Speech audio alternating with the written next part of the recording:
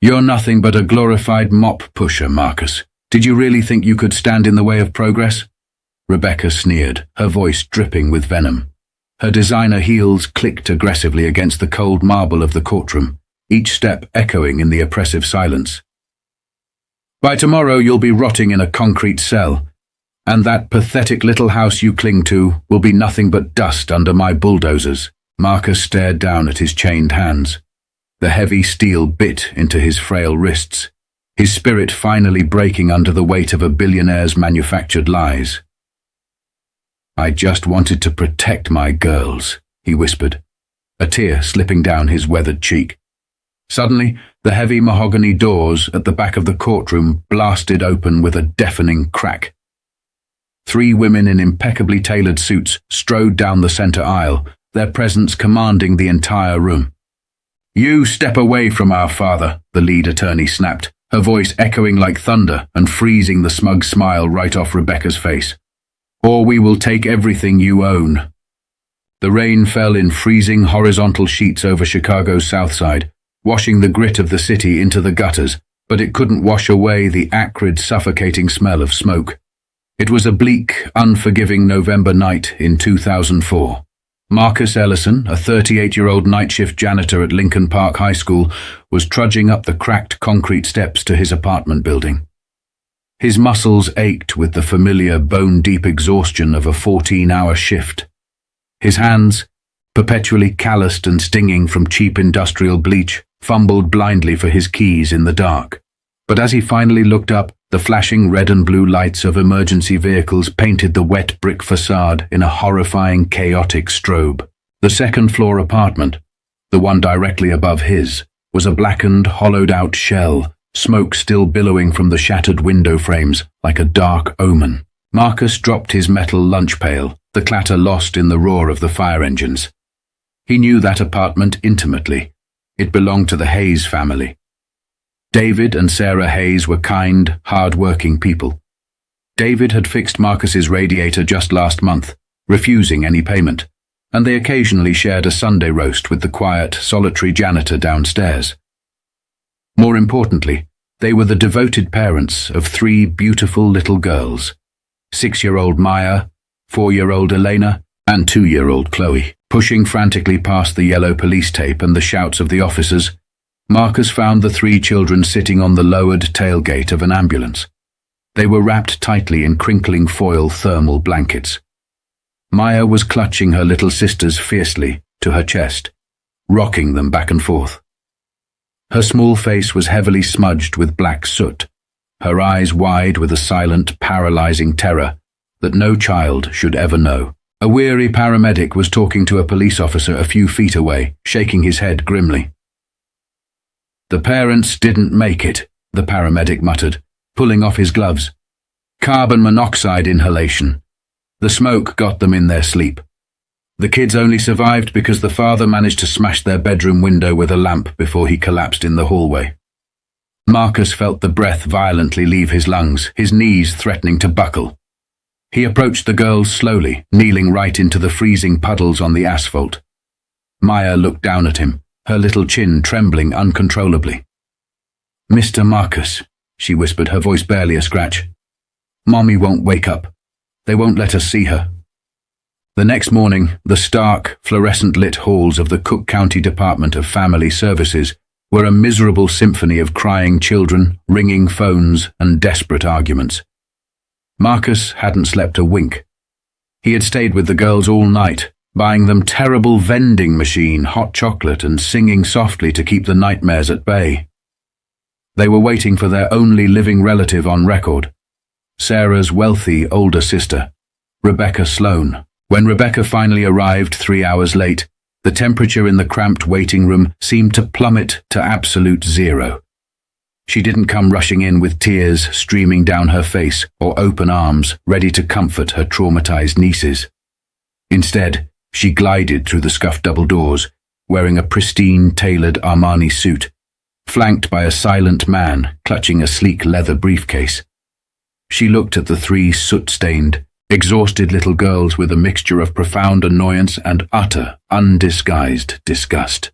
"This is completely unacceptable," Rebecca clipped, her voice sharp as glass, speaking directly to the exasperated social worker and ignoring the children entirely.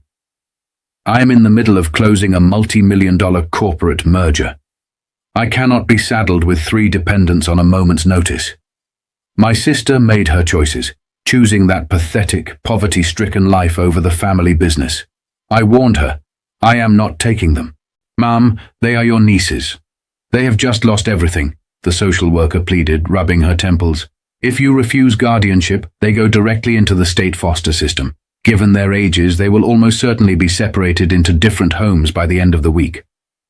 Rebecca casually adjusted her heavy diamond earrings, her face a mask of aristocratic stone. Then separate them. That is the state's problem, not mine. The inheritance my father left was strictly divided. With Sarah gone, her half defaults entirely to me. I am not spending a single dime of my capital on this baggage. She didn't even flinch. She simply leaned over the desk, signed a piece of paper severing her blood ties with a ruthless stroke of a gold fountain pen, and turned on her heel to leave. As she walked out, Marcus felt a blinding fire ignite in his chest, hot enough to rival the blaze from the night before. He watched Maya pull Elena and Chloe closer, the horrific reality of their total abandonment settling over her tiny shoulders. Marcus was a man who scrubbed vomit off locker room floors for minimum wage. He lived in a cramped, drafty, 2-bedroom apartment that barely had reliable hot water. He had absolutely nothing to his name.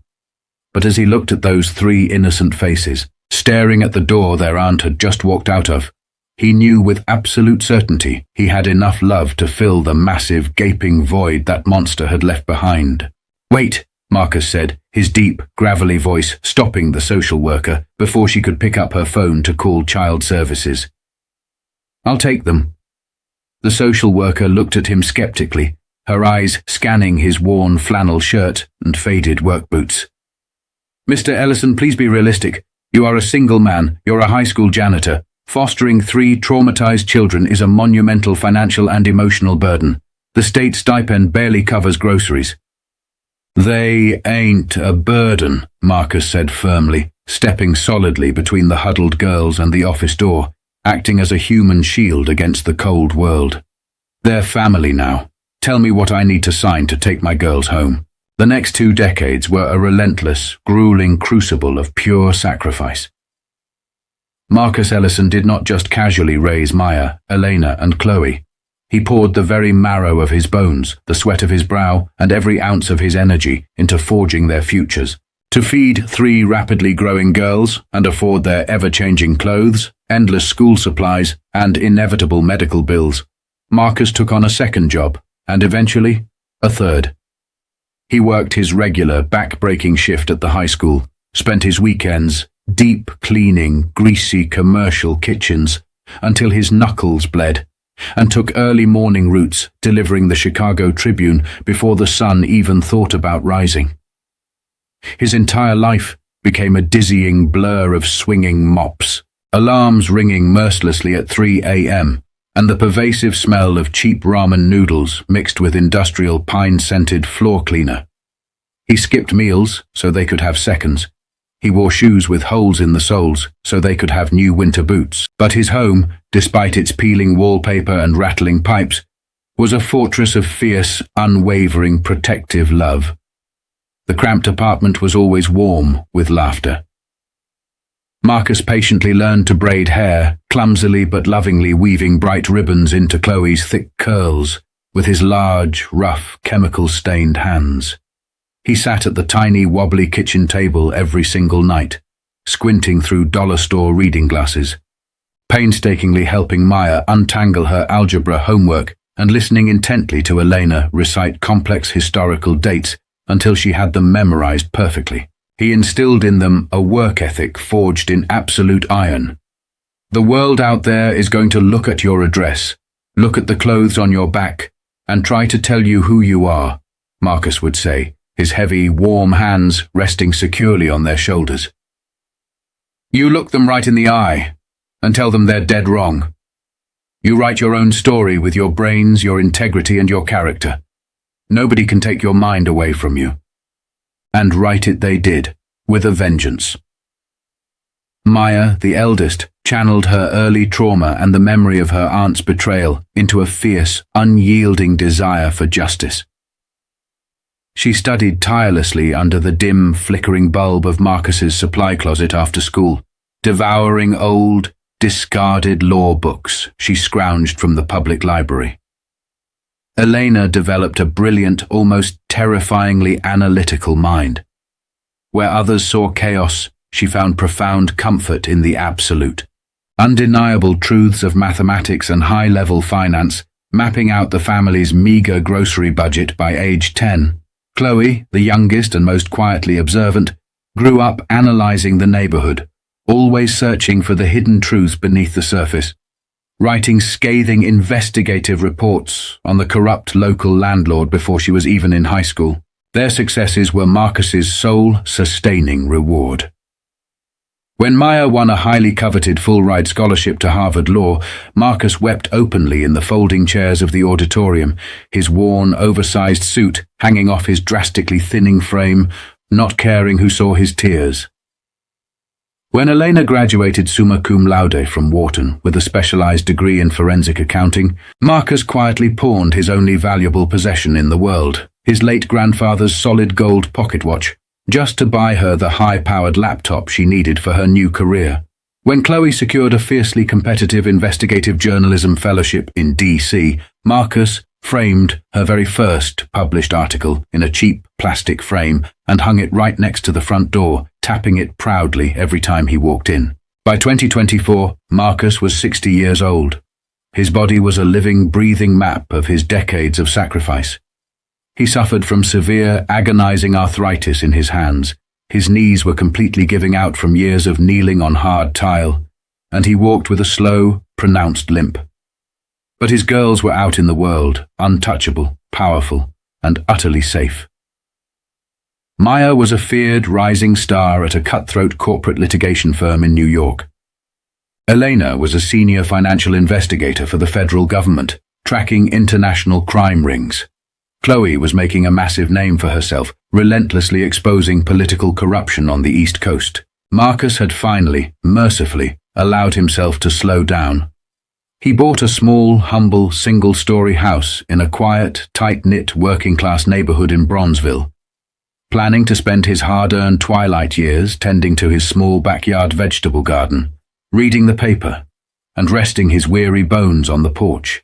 He didn't know that the monstrous ghosts of 2004 were about to kick his front door off its hinges. Rebecca Sloan had not spent the last 20 years sitting idle either.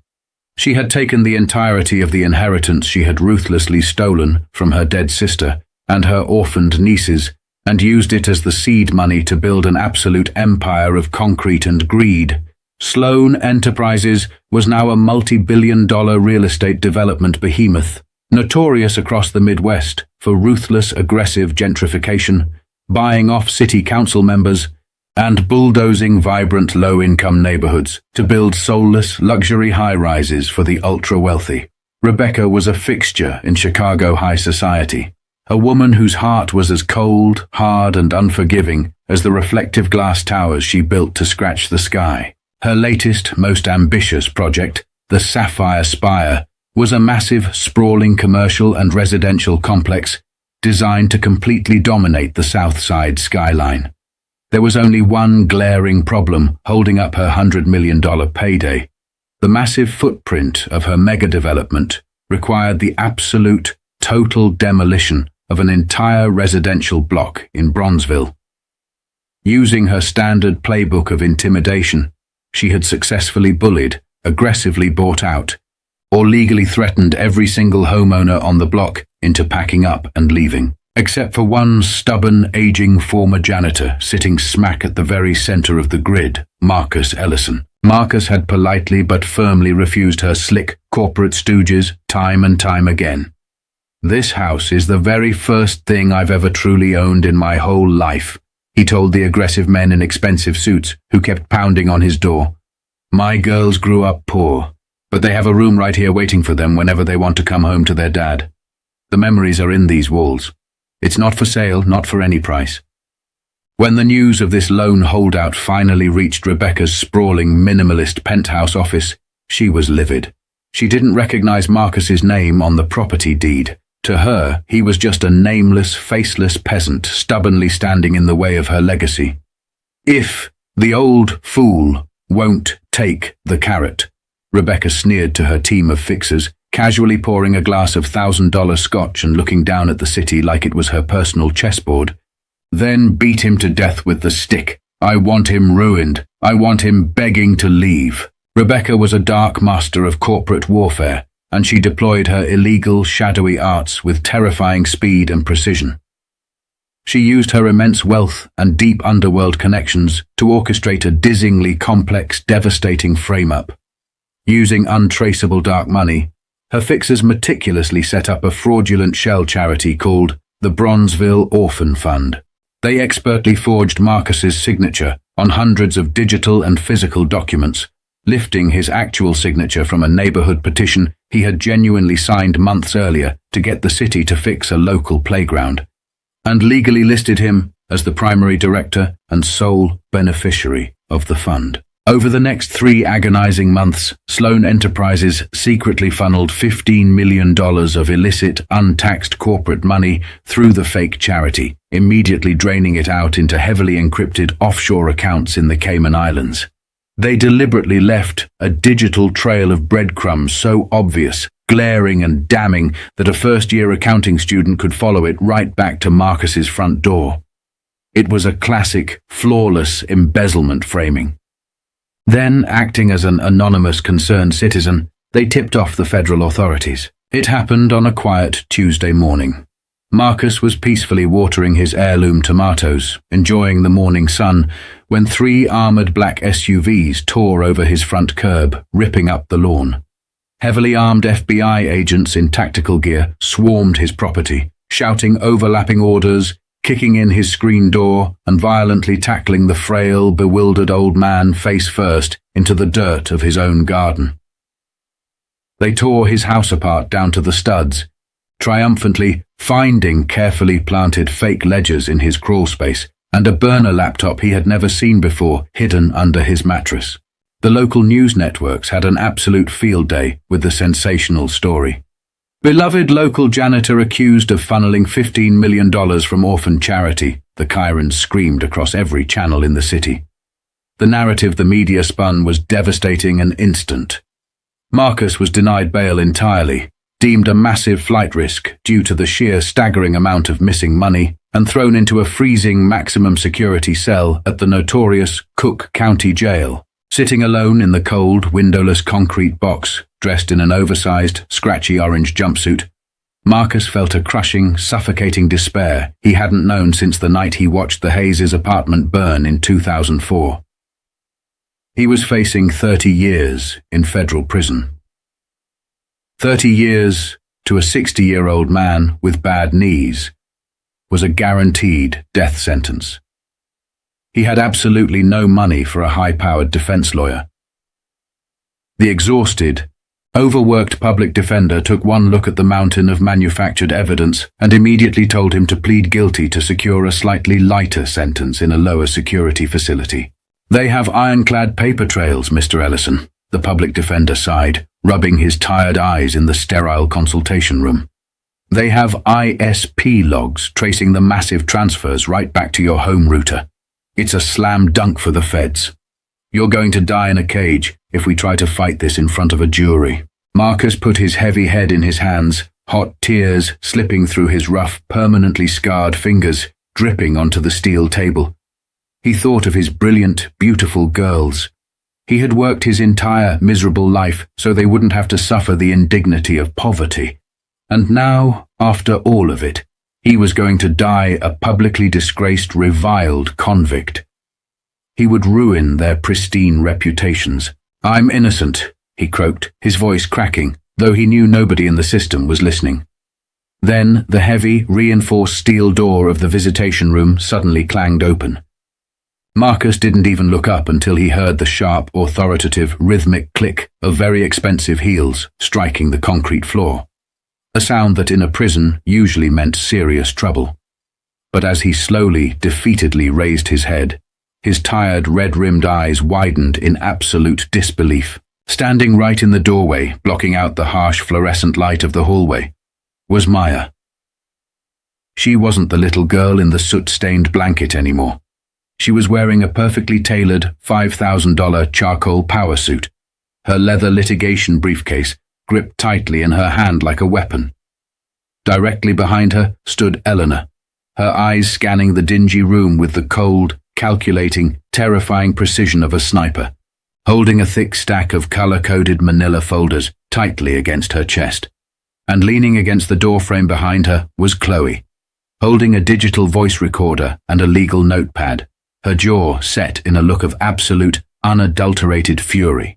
Marcus immediately burst into fresh tears, his chair scraping loudly as he tried to stand up, but the heavy iron chains on his wrists caught the metal table, jerking him painfully back down.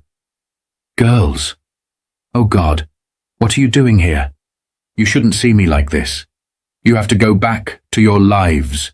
You can't be associated with this. Maya stepped forward instantly, slamming her heavy briefcase onto the metal table with a sound like a literal gunshot, making the public defender physically jump.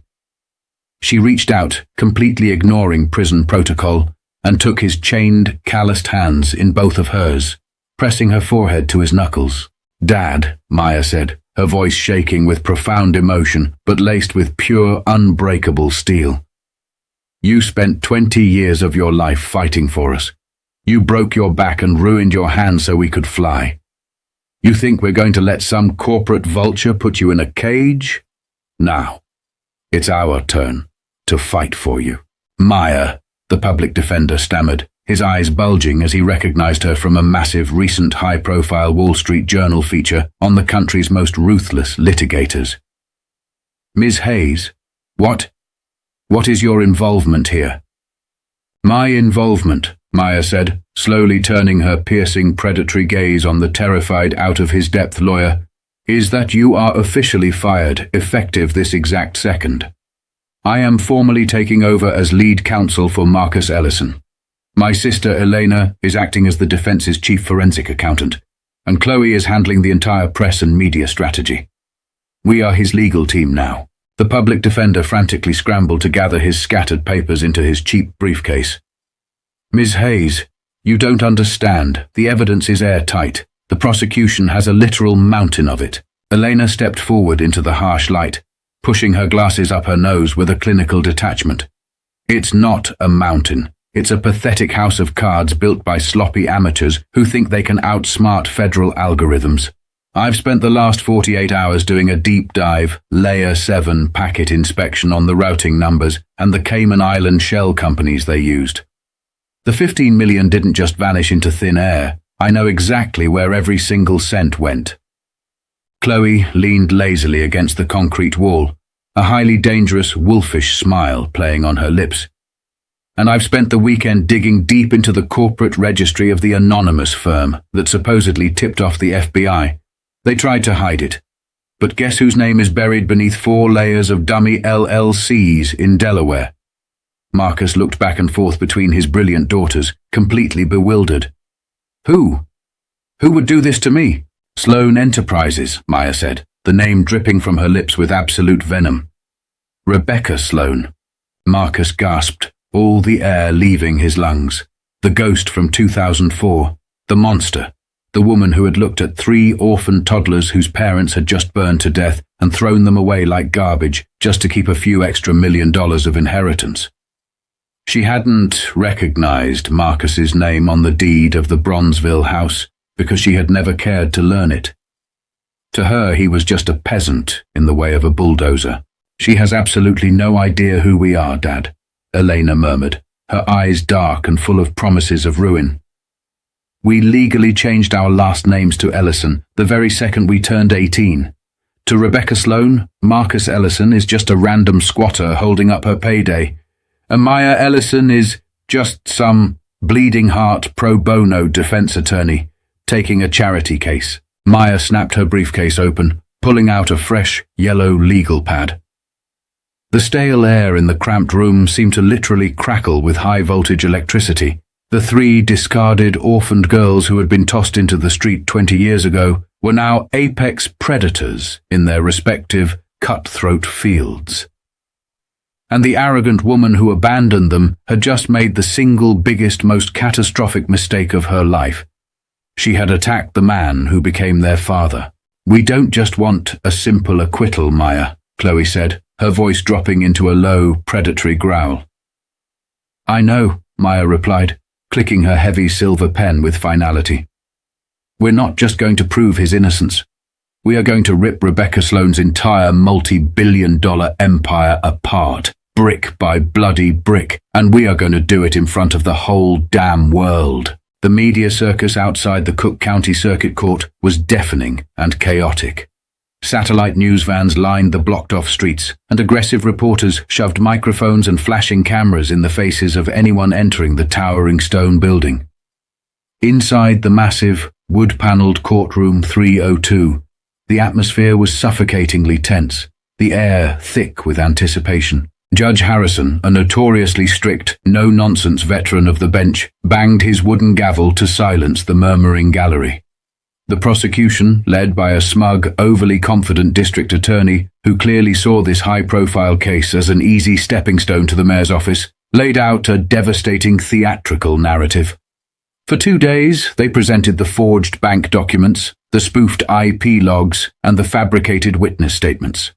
They painted Marcus as a greedy, sociopathic mastermind who had cynically used his humble, grandfatherly janitor persona as an emotional shield to steal millions from the city's most vulnerable orphans. Marcus sat rigidly at the heavy oak defense table in a crisp, perfectly tailored clean suit bought by his daughters. He looked terrified, his hands visibly trembling, refusing to make eye contact as the jury glared at him with open disgust and contempt.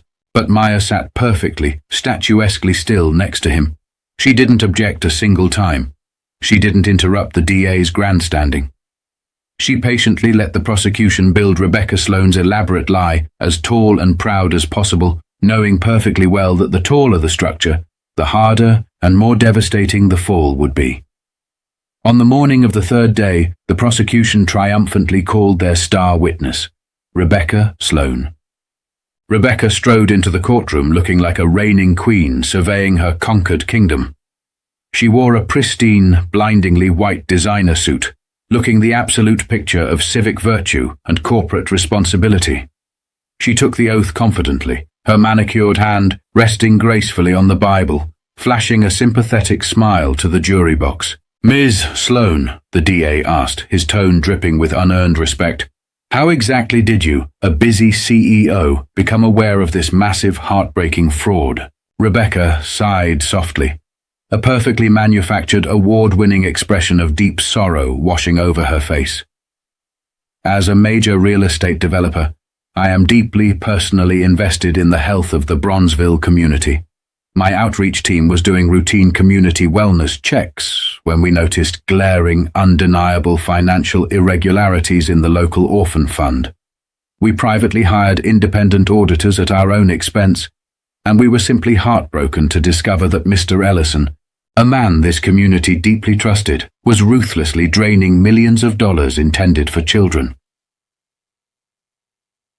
She looked directly at the jury, her eyes actually shining with practiced fake tears. "It is absolutely despicable. To steal in the very name of orphans, I simply had no choice but to bring it to the federal authorities. It was my moral duty." A low, angry murmur of outrage rippled through the packed gallery. The DA smiled proudly and sat down. "Your witness, Counselor. Good luck." Maya stood up slowly, deliberately taking her time. She calmly buttoned her suit jacket, picked up a single thin manila folder from the table, and walked out from behind the defense desk to stand directly at the podium. The entire courtroom seemed to collectively hold its breath.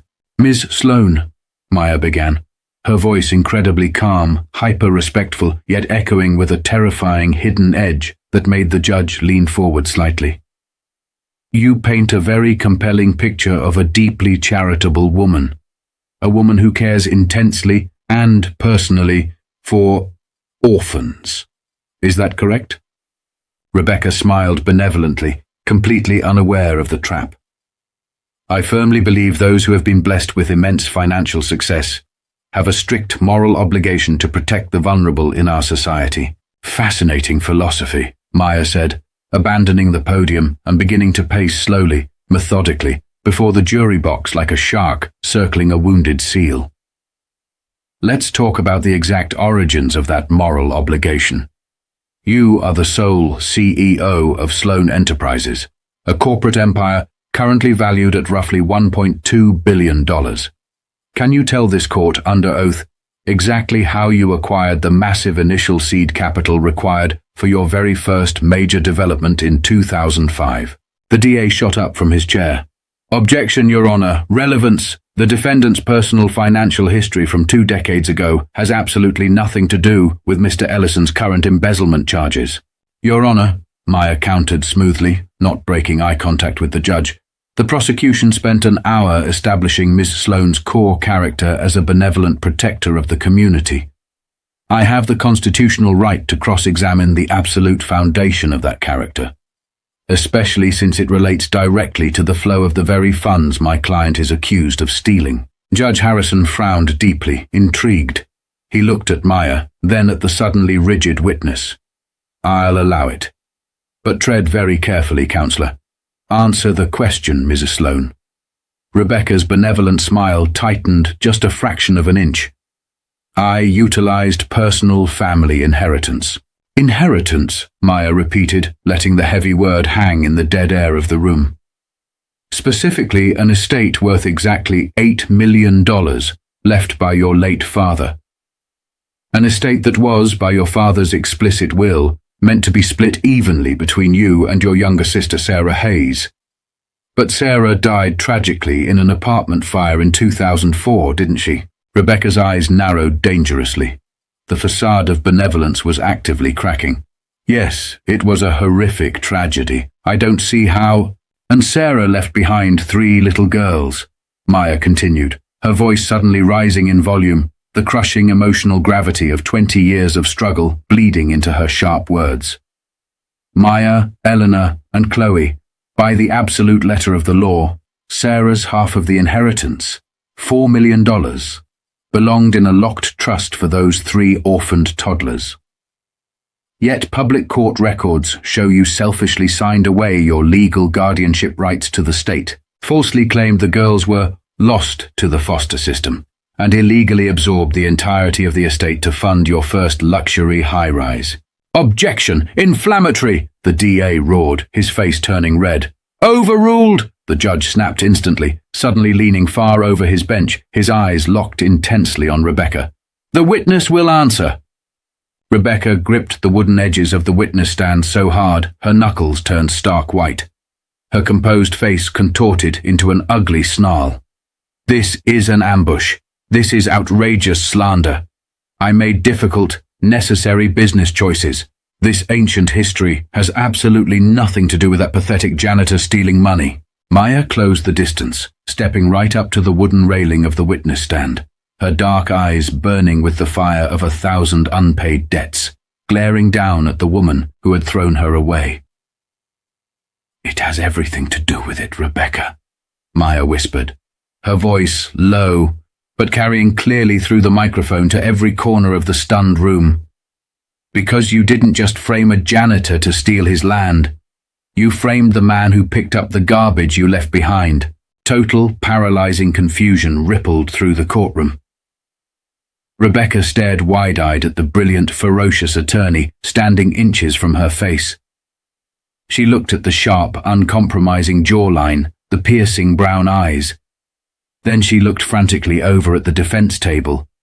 She saw Eleanor, furiously typing complex code on a laptop, her face an exact, terrifying mirror image of her late sister, Sarah Hayes. She saw Chloe sitting confidently in the front row of the gallery, glaring at her with a terrifying predatory intensity, holding a voice recorder. The color completely and instantly drained from Rebecca Sloane's face as the horrific realization hit her system like a physical, crippling blow. Maya, Rebecca breathed, her voice trembling, the microphone catching the raw, panicked whisper. and projecting it to the jury. "Yes, Aunt Rebecca," Maya said, her voice echoing in the dead-silent, spellbound courtroom. "It's Maya. And Eleanor. And Chloe. The baggage you abandoned in that waiting room. We didn't get lost in the system like you hoped. Marcus Ellison took us in.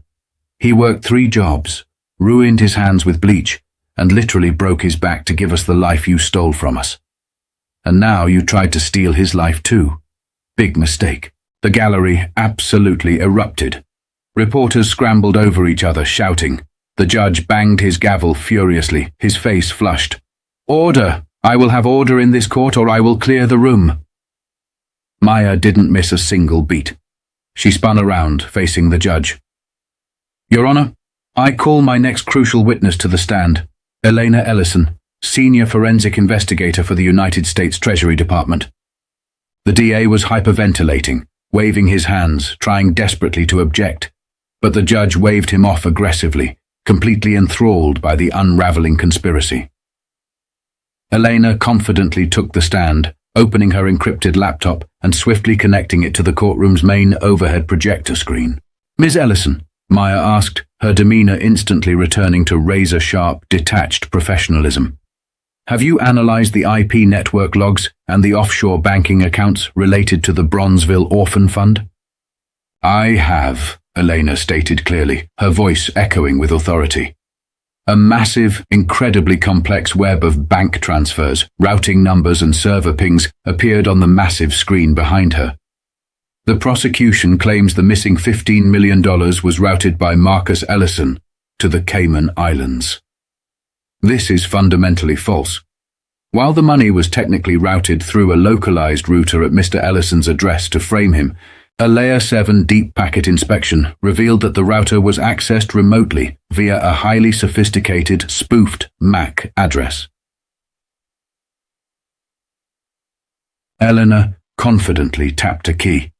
The complex web on the screen shifted violently, zooming in past firewalls and proxy servers, landing on a single glowing red node. I traced the absolute origin of that spoofed connection, overriding the proxy servers. It did not originate in Bronzeville. It came from a secure, private fiber optic network located at a penthouse in the Gold Coast. Specifically, an IP address personally registered and paid for by Rebecca Sloan. Loud gasps filled the room. Several jurors covered their mouths. Rebecca stood up violently, her chair knocking over behind her, her mask of civility completely destroyed. "She's lying. The data is manipulated. This is a setup. She's my estranged family. She has a personal vendetta against me." "Sit down and be quiet, Ms. Sloan," Judge Harrison bellowed, his voice cracking like a whip. "Or I will hold you in contempt right now." Elena wasn't even close to finished. "Furthermore, Your Honor, using my federal clearance, I subpoenaed the actual banking records of the Cayman Island Shell Company, Apex Holdings, where the missing money ultimately ended up. The listed beneficiary is a triple-blind corporate trust. I cracked the trust's encryption yesterday afternoon. The sole legal signatory and exclusive beneficiary of the stolen $15 million is Rebecca Sloan. The money was urgently needed and immediately used to cover massive, undisclosed illegal debts threatening to bankrupt her Sapphire Spire project." Maya turned back to the stunned jury, laying out the final, undeniable truth. Rebecca Sloan desperately needed Marcus Ellison's land.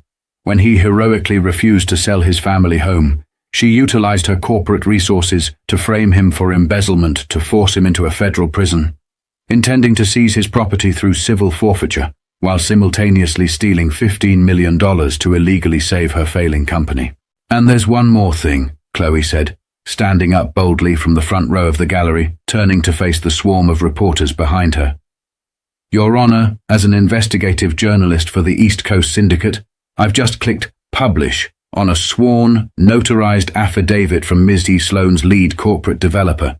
He fully admits to physically planting the forged ledgers in Mr. Ellison's home under cover of darkness on Ms. D. Sloan's direct recorded orders. The full story, complete with audio logs, is live right now on the front page of the Chicago Tribune." The trap had snapped shut with absolute lethal perfection. The prosecution's manufactured case wasn't just dead, it was obliterated. Rebecca Sloan wasn't just caught in a simple lie, she was caught dead to rights in a massive, multi-tiered federal crime, exposed live in open court by the very nieces she had thrown away to fund her bloody rise to power. Lies! It's all lies! Rebecca shrieked, her pristine hair unraveling, pointing a manicured, trembling finger at Marcus. He's nothing. He's a nobody. He scrubs toilets. Marcus Ellison, the quiet, humble janitor who had endured decades of pain for love, finally stood up. His chains rattled, but his posture was straight. He looked directly at the frantic, ruined billionaire, his deep voice incredibly calm and resonant in the chaotic room. I might be a nobody to you, Marcus said softly, the absolute truth ringing in his words. But I raised 3 somebodies, and they just beat you. The immediate aftermath was swift, legally brutal, and incredibly absolute. Judge Harrison didn't just dismiss the ridiculous charges against Marcus Ellison with extreme prejudice. He instantly issued a federal bench warrant for Rebecca Sloan's arrest right there in the courtroom. Before she could even attempt to storm out the mahogany doors she'd so proudly walked through. 2 burly bailiffs grabbed her arms, unceremoniously slapping cold, heavy steel handcuffs over her $1,000 designer sleeves. As she was forcefully marched down the center aisle, past the blinding flashes of the cameras and the roaring, jeering gallery, she looked completely and utterly broken. The haughty, untouchable queen of Chicago real estate was reduced in minutes to a hyperventilating, disgraced criminal, her empire crumbling before she even reached the elevator. But the crushing weight of karma didn't stop at mere criminal charges. Because Maya had brilliantly and legally established on the official court record that Rebecca had stolen the girl's original inheritance to initially build Sloan Enterprises, Eleanor immediately filed a massive, devastating civil suit. Within 48 hours, federal courts froze every single one of Rebecca's personal and corporate assets. The stock of her company plummeted to 0 overnight. Within 6 months of the trial, Rebecca was formally convicted of federal wire fraud, gross perjury, criminal conspiracy, and massive embezzlement. The judge showed no mercy, sentencing her to 25 hard years in federal prison at Danbury, strictly without the possibility of early parole. To satisfy the astronomical civil judgment for the stolen inheritance, plus 20 years of compound interest and punitive damages, Sloan Enterprises was completely liquidated. The massive, soulless glass towers she had built across the city were unceremoniously sold off to competitors at auction. And as for the highly contested land in Bronzeville, Maya, Elena, and Chloe pooled their newly reclaimed massive multi-million-dollar fortune. They didn't just save Marcus's humble house, they bought the entire sprawling city block that Rebecca had tried so desperately to bulldoze. But instead of building a sterile, luxury high-rise for the rich, they built something that actually mattered to the world. A year later, on a bright, beautiful summer afternoon, Marcus stood in front of a stunning, newly constructed red brick building. It had huge, welcoming windows, a massive, state-of-the-art playground in the back, and a sprawling, lush community vegetable garden. The large bronze sign above the pristine double doors read, "The Hayes Ellison Center for Fostered Youth." Marcus looked down at his rough hands.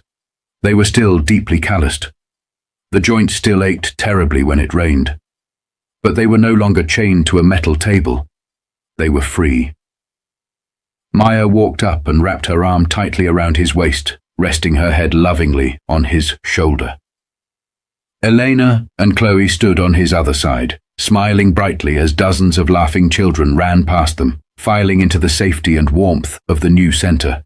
"You did good, Dad," Maya whispered, reaching up to kiss his weathered cheek.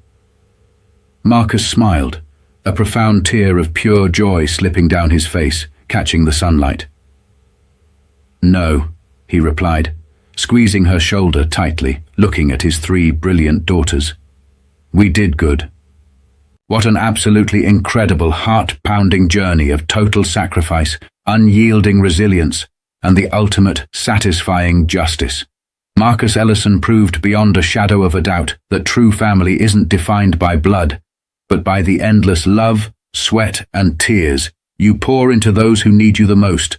And the ruthless Rebecca Sloan learned the absolute hardest way possible that the dark past you try to bury can grow up, get high-powered law degrees, and completely destroy your empire. Karma truly has a brilliant, funny way of delivering the perfect, inescapable sentence. If this epic story of absolute justice, fierce loyalty, and the unbreakable, beautiful bond between a dedicated father and his brilliant daughters gave you chills, please hit that like button right now. It really helps the channel grow and allows us to keep bringing you more epic, fully detailed tales of satisfying revenge and emotional redemption. Don't forget to share this video with a friend who absolutely loves a masterfully executed plot twist, and subscribe to the channel and turn on all notifications so you never miss out on our daily high drama stories. We want to hear from you.